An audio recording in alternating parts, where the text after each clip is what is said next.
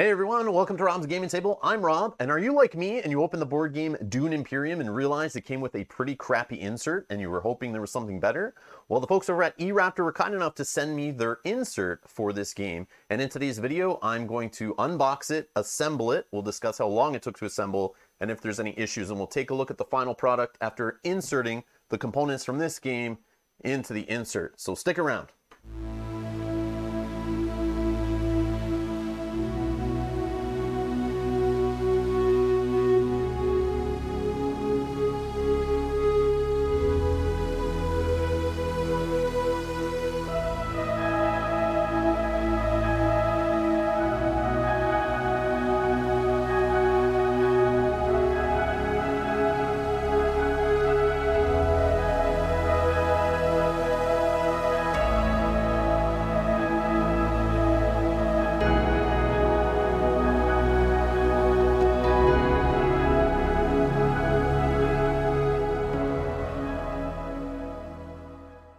All right, if you've never seen the insert for Dune Imperium, I just want to show it to you quickly here. These guys took a page out of Fantasy Flight Games playbook for the most useless inserts in the industry, I think. But we'll take a look here. It's literally just this cardboard, dividing it into two sections. Pretty useless. I mean, the stuff is in there, but they don't even give you extra baggies or anything. So I just had to grab some extra baggies. I grabbed some dollar store containers and deck boxes to hold all the cards. I had to come up with my own solution, but we'll see. The e-Raptor, I'm sure, is going to improve things, and let's talk about that. So just like other e-Raptor inserts I've looked at before on the channel, this is made of an HDF, a high density fiber wood. It requires no glue to assemble it. It just snaps together. It also, according to the marketing materials on the website, holds sleeved cards and improves setup and organize your components on the table, but we'll see what that looks like after we put it together. So what I'm going to do now is I'm going to put it together. I'll speed it up in the video so it's shortened, but we'll talk about how long it took to build and if there's any issues after that. So stick around.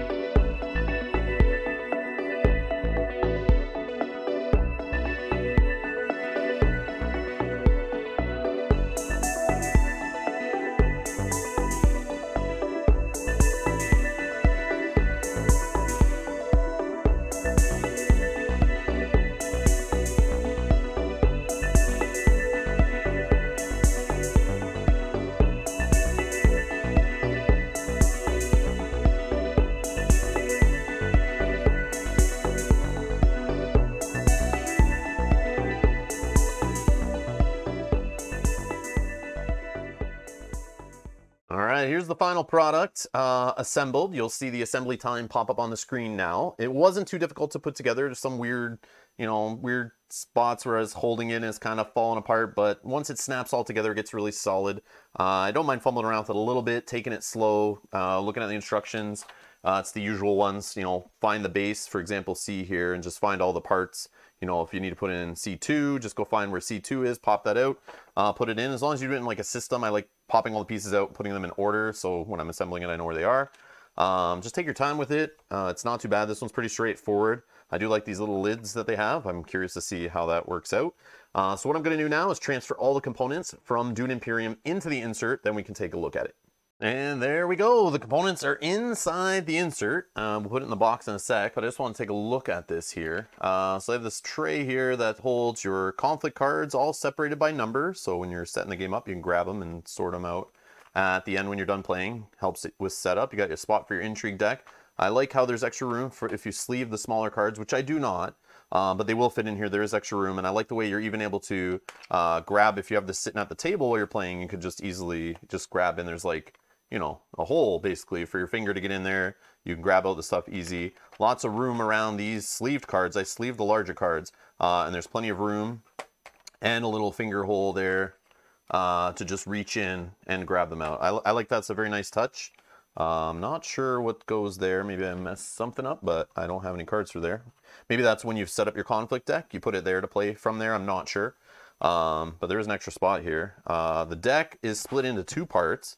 When you're playing, though, you can probably just put it all in one slot and use the other side as your discard pile. So I feel like you can play right from this tray. And that's what it's meant to do, since it's separated all the other cards out for you. There's even a spot here for the solo and 2-player House Hogall deck, which is nice. But I do like that. So yeah, when you're putting it away, though, I believe you just have to cut the market deck, or whatever it's called, in half. There's a spot here on this little container. It's kind of neat. There's a spot where your leaders can go in, and it kind of like locks in there, so it won't slide around, I'm assuming, when it's put away in the box, which we'll look at in a sec. But all the leaders fit on there. Then it's got this nice little Dune lid on it, which I think is pretty cool. And you take that off, you can play right out of here. All your tokens are here, start player marker, everything. Your Menant, however you say it, is all in here, ready to go. And when you're done playing, you just cover it up. Actually, throw your token in, cover it up. So all this stuff's ready to just be pulled out of the box, put at the table beside you while you're playing, which I love when things are like that. I don't like when I store unlocked to deck boxes and containers and baggies and stuff, and because I've had to make my own solution. It takes a long time to open up all the separate baggies, get all the cards out and everything. But this part is really neat. I like how if you're playing, 2, 3, 4 player, and you can hand the player their set of cards, which are on top of this little container. So this is, 1 player's starting deck of 10 cards. And then they have this little lid here that slides off the container, and boom. There's all their components. They play out of it, keep that right in front of them or nearby, put out your starting cubes and your garrisons and whatever. And everything just stays there nice and compact. And when you're done, throw the rest back in there. Nice for cleanup and tear down. Stay tuned to the channel. I'm going to be playing this live on the channel. I'm going to use this stuff in the playthrough, so look for that in the video description down below, but that will be shortly after this video is posted. You should see a live stream, and we'll be playing this. So we'll do a solo live stream, and I'll also do a 2-player live stream for now, and once COVID restrictions lighten up, we'll try to do a larger player count playthrough. But I'm definitely playing with this insert going forward. I'm going to see how it works. Tear down setup. So stop by in a live stream, ask me how it is, and I'll let you know then. But let's see how it goes back in the box, actually. So here's the amazing award-winning insert that comes with the game. This is going to go in the recycling bin. So that's gone. It looks like this part actually goes in first, which I wouldn't think so, but yeah, this one goes, looks like, in the bottom, and then these go around it, and you kind of put them facing outwards, it looks like, so the cards don't just, the cards can slide out here, so you use the outside of the box, or the side of the box, I guess, to kind of hold it in there. And it looks like that's how they do it, so that it doesn't all fly around. And usually the e-Raptor inserts will kind of lock into the box, so the components shouldn't be flying around depending on the insert.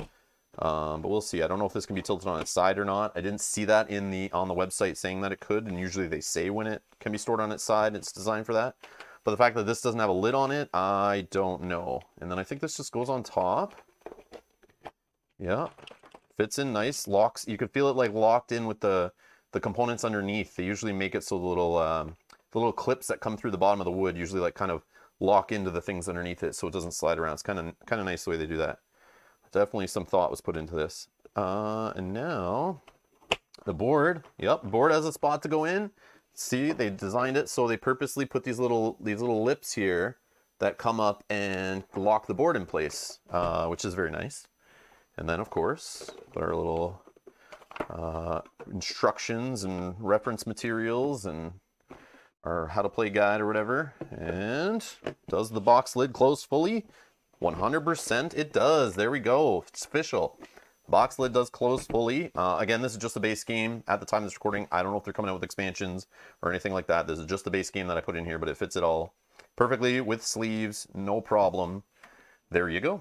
And that was a look at the Dune Imperium insert from e-Raptor. If you want more information on that insert, you can find that linked in the video description down below. They are also coming out with soon, at the time of this recording, they've shown some pictures of it, but it's not available yet, I don't believe, a UV print insert of this insert that has art inside and wrapped around it and that kind of thing, which you've seen before on the channel. Go check out e-Raptor's website, links down below, and you might be able to get a UV printed version, that might look a little more attractive sitting on your table as you're playing the game. So that should be available. But thanks again to the folks over at e-Raptor for sending this over for review. I was not paid for this review. All these thoughts are my own. Thank you all for watching. Make sure you subscribe and stay tuned. We will be playing through this game, like I said, live on the channel. Check out the video description for links to that. Thanks a lot for watching. Hit that like button, and I'll see you in the next one. Bye-bye.